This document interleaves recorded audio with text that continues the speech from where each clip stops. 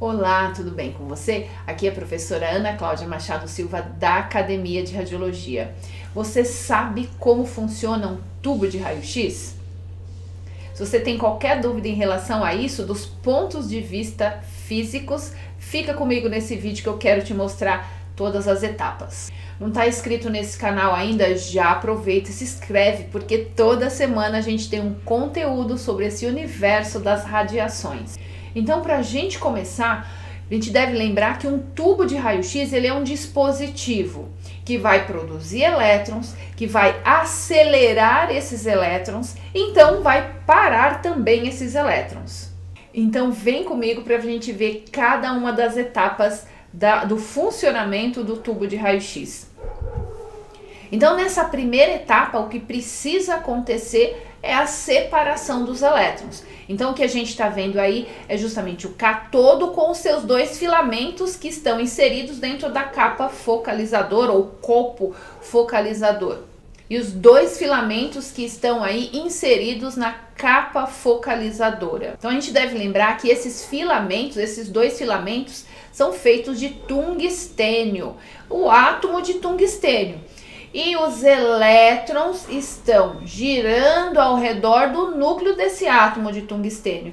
E para separá-los, ou seja, para arrancar esses elétrons de dentro do átomo, o que a gente precisa fazer? Passagem de uma corrente elétrica. Então, com a passagem da corrente elétrica, esses elétrons vão ser separados. E aí eu já vou explicar por quê. Nós vamos ter com essa passagem o aquecimento desse filamento, que vai torná-lo incandescente, assim como você está vendo aí. Isso vai gerar uma carga espacial, ou seja, os elétrons vão ficar ali ao redor desse filamento, já liberados, já livres, que é onde nós temos o efeito termiônico. E aí ocorreu a separação desses elétrons. Vamos ver então agora o próximo passo do funcionamento desse tubo de raio-x. E agora a gente tem que fazer com que esses elétrons tenham alta velocidade. Então por isso que a gente fala que é uma produção de elétrons de alta velocidade. Para isso deve-se aplicar uma DDP. O que é isso? É uma diferença de potencial. Ou também, como você conhece, uma tensão elétrica, ou melhor ainda, o kV. Essa tensão elétrica é aplicada entre o cátodo e o anodo. Isso vai fazer com que gere um campo elétrico intenso e que vai atrair aqueles elétrons que estão no filamento. E aí eles ganham grande velocidade. E aí, para você ter uma ideia, um kV de 80, por exemplo, os elétrons vão sair com uma velocidade de 80% a velocidade da luz. Dá para imaginar como isso é rápido? Não dá, é muito rápido.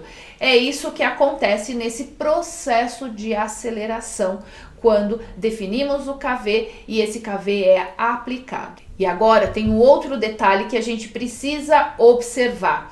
É que esses elétrons que saem do filamento vão em alta velocidade, eles precisam ficar concentrados, porque qual é a tendência desses elétrons? Eles têm carga negativa e a gente já sabe que cargas de mesmo sinal se repelem, se afastam uma das outras. Então a gente precisa ter uma forma de concentrar aí esses elétrons num pequeno ponto que a gente falou lá no início, que é o ponto focal. Então, para focalizar esses elétrons, nós temos algo chamado copo focalizador ou capa focalizadora, onde estão inseridos esses filamentos.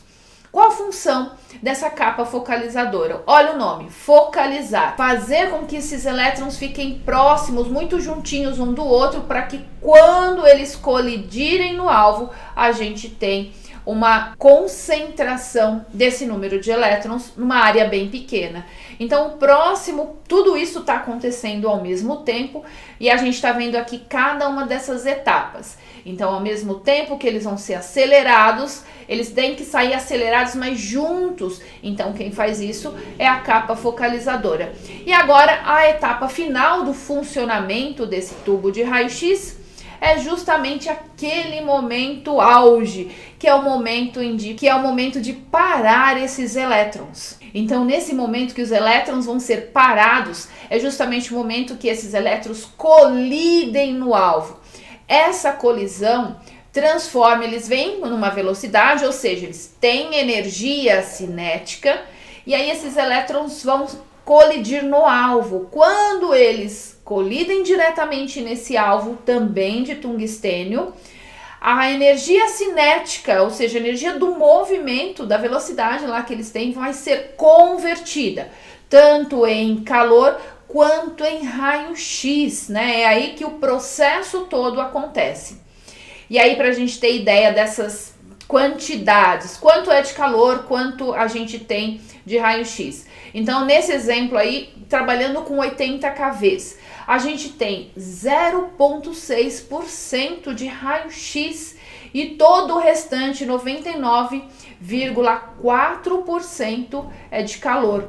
Então, a gente pode até dizer que o tubo de raio-x é um sistema que produz muito calor, né? A gente tem uma produção aí muito grande de calor e uma pequena produção de raio-x, porém que é suficiente para que a gente realize as imagens diagnósticas. Então, percebe aí o funcionamento, quais são as etapas que a gente tem, o que está ocorrendo dentro do tubo.